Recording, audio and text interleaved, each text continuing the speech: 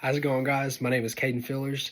I have been playing basketball basically my entire life, probably since I was about just 5 years old. My first word actually ended up being ball, so I just think that's a pretty cool coincidence. But fast forward to my fourth grade year, I was at DeBusk Elementary School.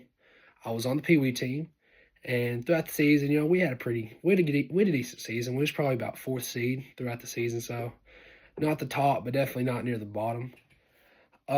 We get in tournament and we got a pretty good drawing. So we ended up beating a good team, and then we beat another really good team that we was not supposed to beat. So when we ended up beating them, we got pushed to the championship, obviously. And it actually ended up being at our home gym that year. So the entire game was just absurd, especially for an elementary game. It was packed out.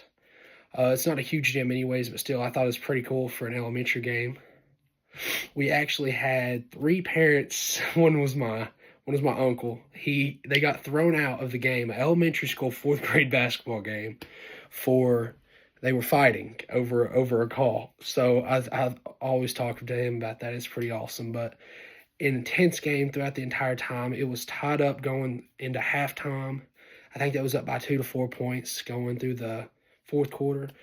But at the end of the game, I ended up getting one of the biggest rebounds and dribbled up the court, made a pass to one of my close friends today, and he made a pull up mid range, and it put us up by 2. And they had about 6 seconds, and they didn't even go try to throw the ball inbounds.